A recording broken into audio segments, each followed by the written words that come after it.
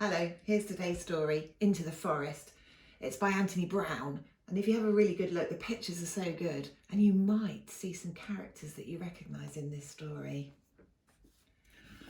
One day, I was woken by a terrible sound. The next morning, all was quiet. Dad wasn't there. I asked Mum when he was coming back, but she didn't seem to know. I miss Dad. The next day, Mum asked me to take a cake to Grandma, who was poorly. I love Grandma. She always tells me such fantastic stories. There are two ways to get to Grandma's house. The long way round, which takes ages, or the short way through the forest. Don't go through the forest, said Mum. You go the long way round. But that day, for the first time, I chose the quick way. I wanted to be home in case Dad came back.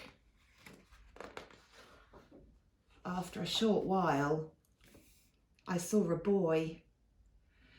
Do you want to buy a nice milky moo cow? He asked. No, I said. Why would I want a cow? I'll swap it for that sweet fruity cake in your basket, he said. No, it's for my poorly Grandma, I said and walked on. I'm poorly, I heard him saying. I'm poorly. As I went further into the forest, I met a girl with golden hair. What a sweet little basket, she said. What's in it? A cake for my Grandma. She's poorly. I'd love a cake like that, she said. I walked on and could hear her saying, but it's a lovely little cake. I'd like one like that. The forest was becoming darker and colder, and I saw two other children huddling by a fire. Have you seen our Dad and Mum? The boy asked.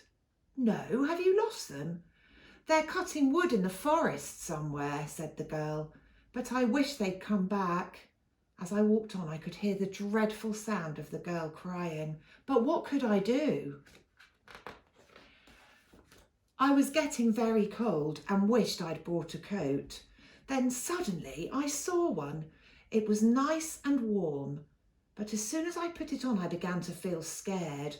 I felt that something was following me. I remembered a story that Grandma used to tell me about a bad wolf. I started to run, but I couldn't find the path. I ran and ran deeper into the forest, but I was lost. Where was Grandma's house? At last, there it was. I knocked on the door and a voice called out, "Who's there?" But it didn't really sound like Grandma's voice. "It's me. I've brought a cake from Mum." I pushed the door open a little. "Come in, dear," the strange voice called. I was terrified. I slowly crept in. There, in Grandma's bed, was Grandma. "Come here, love," she sniffed. "How are you?" "I'm all right now," I said. Then I heard a noise behind me and turned round. Dad! I told them everything that had happened. We all had a hot drink and I ate 2 pieces of Mum's delicious cake. Then we said goodbye to Grandma, who was feeling much better. When we got home, I pushed open the door. "Who's there?" a voice called. "It's only us," we said. And Mum came out smiling.